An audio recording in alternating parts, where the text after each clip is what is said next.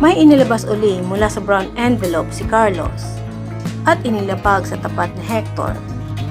Isang pinilas na centerfold mula sa magazine. Hindi rin ito pinansin ni Hector. Wala ka bang gagawin kundi magpahula ng mga artista? Nabubugnot na wika nito. Tingnan mo nga kasi. Itinulak pa ng kamay ni Carlos ang piraso ng magazine palapit kay Hector. Dinampot ito ni Hector at tiningnan. Kapareho lang ng sa unang magazine pero may pagkakaiba. May nakalagay na pulang X sa dalawang mata at guhit na pula sa liig ng modelo. Ang buong katawan ng modelo ay parang tinusok-tusok ng matalim na bagay. May nagpadala niyan